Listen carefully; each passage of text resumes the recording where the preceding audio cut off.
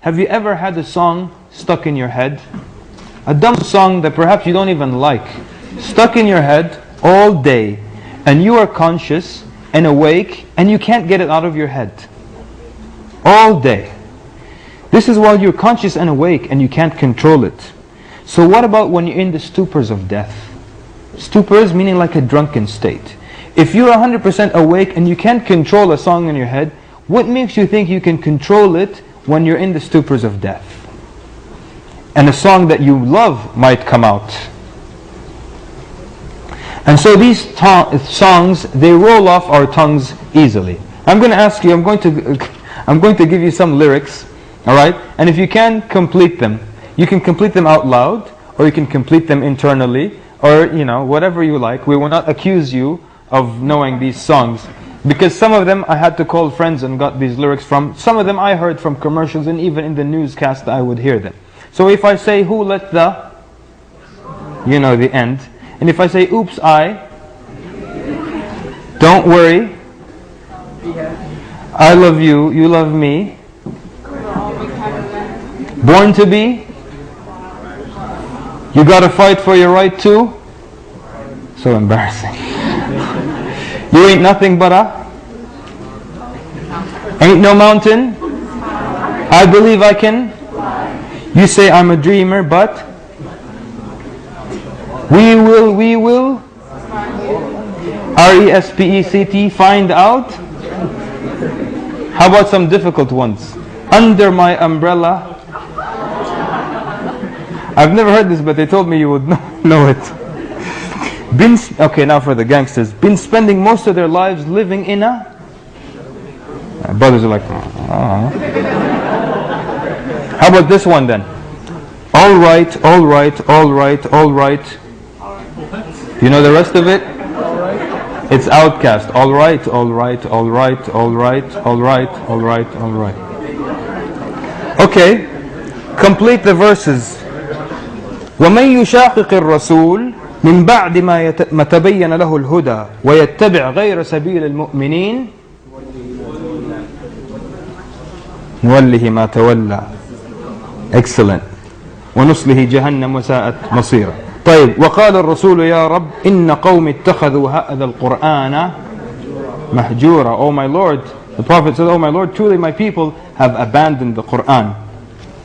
وما من غائبة في السماء والأرض إلا في كتاب مبين. So what makes us think we will be able to say La ilaha illallah so easily? When music rolls off our tongue and lyrics rolls off our tongue so easily, and the Quran has to struggle to come out of our mouth. There's a doctor, and he is a righteous man, inshallah, we don't overpraise him. He said in his career in a Muslim land, 36 people died in front of him. 36 people, and he would tell them, say La ilaha illallah. And in his entire career, only one person was able to say La ilaha illallah. And he would say that now, I guarantee you can say it 1,000,000 times if you want to right now. And everyone thinks they will be able to say it. But out of 36, he only saw one person able to say La ilaha illallah.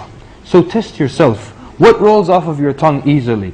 When you have a close call or you drop something and it breaks, what is the first thing on your tongue? Do you say Bismillah, Subhanallah, La ilaha illallah, Astaghfirullah, or is it a bad word?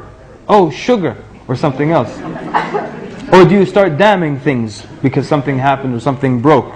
So if in this dunya, while you are 100% awake and conscious, the first thing that rolls out of your tongue is something bad or a bad word, what makes you think you can say La ilaha illallah and it will roll off your tongue easily?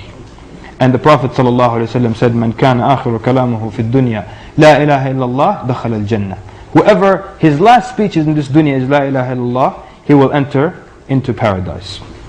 And so now, the whole point is not to make you think you will not be of those people. Ask Allah Azza wa Jal that all of us are those who say La ilaha illallah as their final word. But the point is to make us afraid of our bad deeds. What is the message that the writers of musical lyrics are trying to get across to you? What are they writing about? And who writes these words? Are they scholars, upstanding individuals, righteous men and women?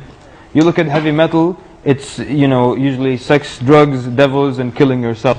and I know I'm generalizing. Rap, it's sex, drugs, murder, garden tools, and how many garden tools that you have.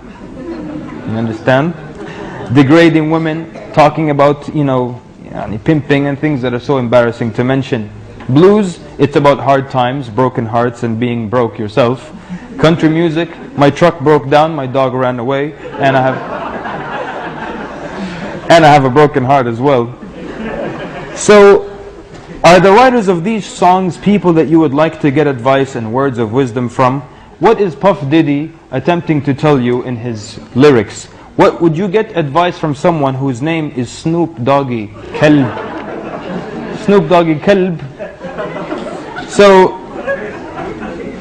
and would you take advice from me today, Kamal al-Makki, if I was sitting here dressed in baggy and sagging pants and I had a grill in my mouth and I was cursing, would you accept advice from me? Any kind of advice from me?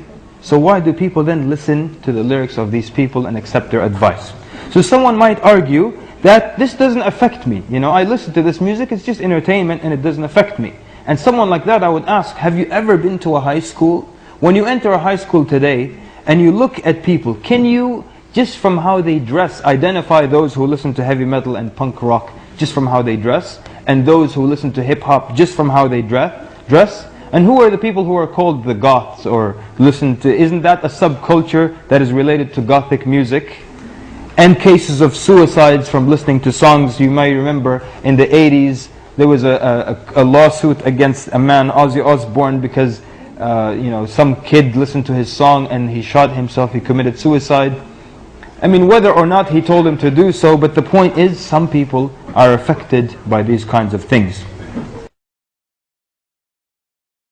There's a question from the greatest website in the world. Anyone know what that is? IslamQA.com. You've heard that before, huh?